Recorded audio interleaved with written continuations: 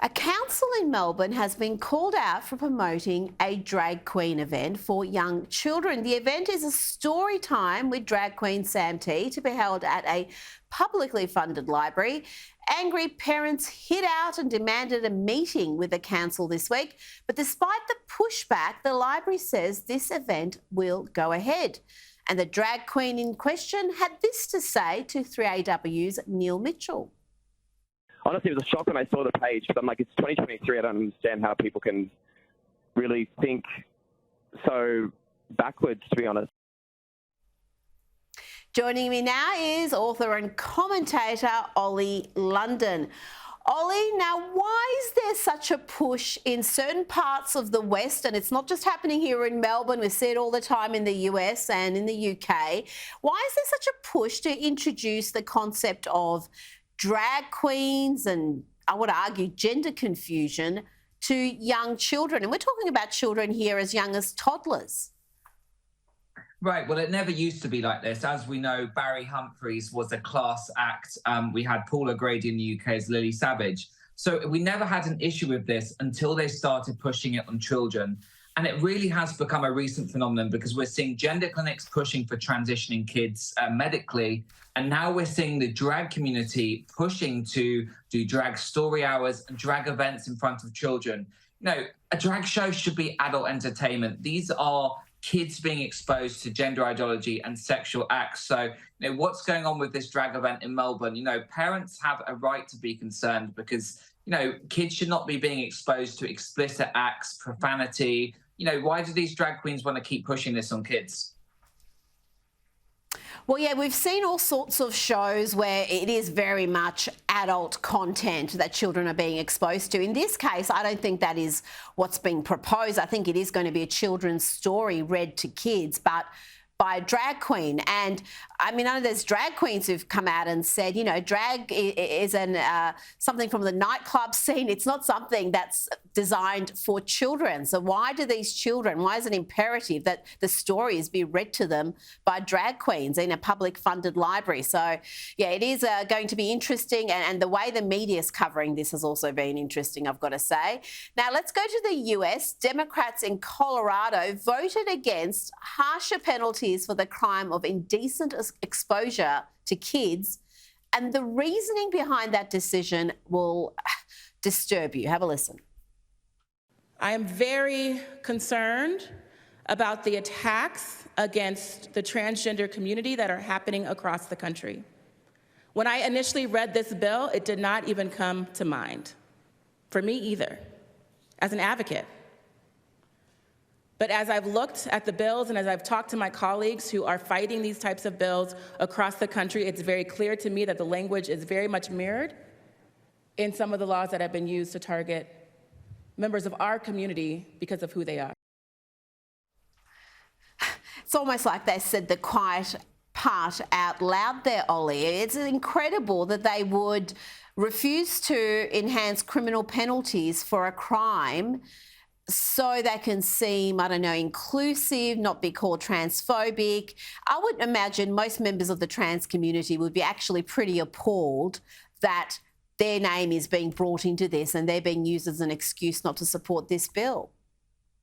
Right. I mean, I've read the bill and this has absolutely nothing to do with transgender people. This is literally about protecting kids from being exposed to pedophiles and adults that, expose their genitals or target children. So this isn't anything to do with the trans community, but 27 Democrat lawmakers in Colorado voted against having harsher penalties for adults. And it's not anything to do with the trans community. It's literally any adult that exposes themselves to kids should be severely punished with a jail sentence and be put on a sex offenders register. But the fact that they're trying to make this about an attack on the trans community, it has absolutely nothing to do with that. And it just shows how out of touch these Democrats really are.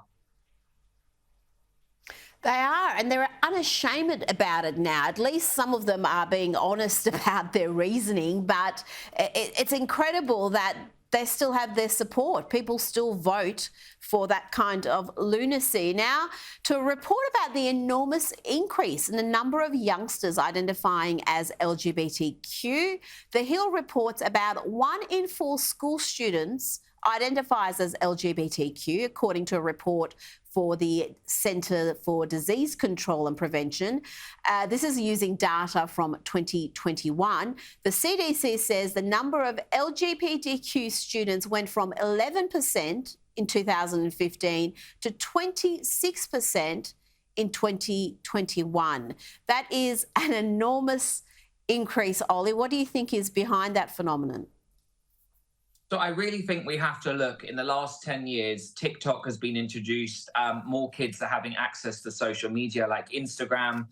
Because before the days of social media, Rita, I'm sure you remember, I remember very well, we didn't have so many people identifying as non-binary or trans. It wasn't such a trend. Of course, there were people that generally were trans, but it was a very small number of people. Now in the US alone, there's 7.2% of adults identify as LGBT.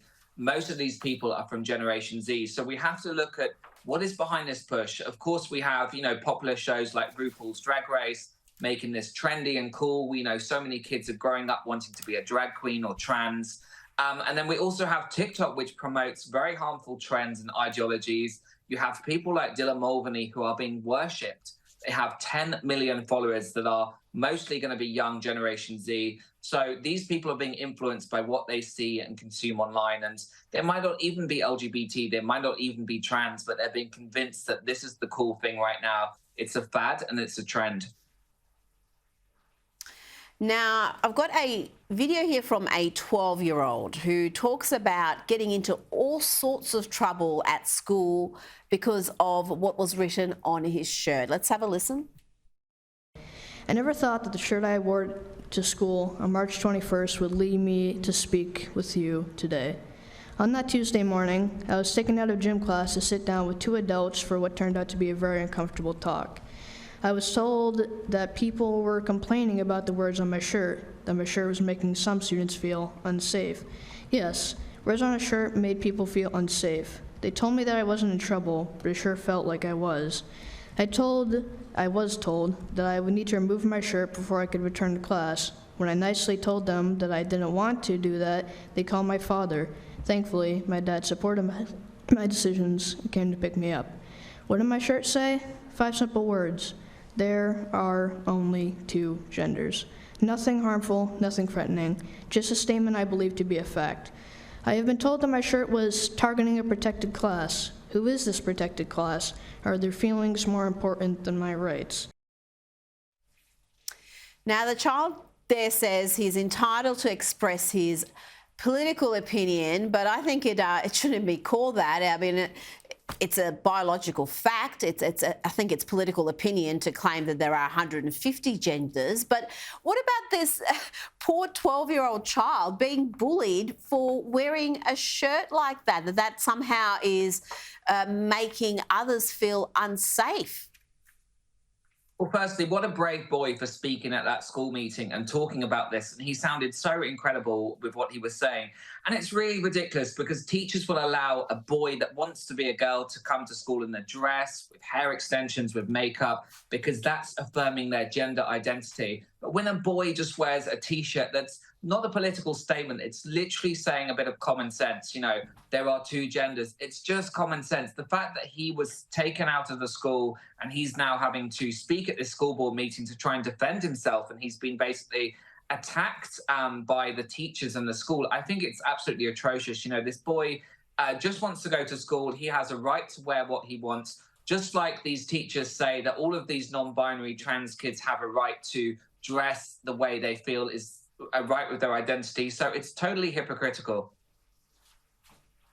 I'm sure if there was a child wearing trans women are women shirt, they wouldn't be spoken to, or any other sort of political messaging that's from the left. But if you have that, any sort of biological fact stated, then you're in trouble. Now, it's official, it's been announced, you're a spokesperson for Caitlyn Jenner's Fairness First organisation. I spoke to Caitlyn last week. She's very proud of this organisation and the work they're going to be doing. Tell me a little bit about what your role is and what you hope to achieve. Well, firstly, it's a great honour to be joining Caitlin's organisation, Fairness First, because it's literally about fairness. And we need more fairness in this world, Rita, because we're seeing children being pushed gender ideology. We're seeing women being pushed out of sports. So Fairness First is basically about bringing back common sense and defending children and defending women, which is very important, and just keeping these radical gender ideologies out of the classroom. You know, kids should not be being taught about changing their pronouns, changing their genders. Let kids discover that on their own when they become an adult. No, nobody has a problem with people if they transition as an adult, but it's when they're doing this to kids. So Fairness First is really leading the way in tackling this issue, fighting for the rights of children, and also fighting for the rights of their parents who, for so many times at school board meetings, are shut down and silenced by woke school boards. So it's about giving power back to the parents and defending the rights of children and also women in women's sports.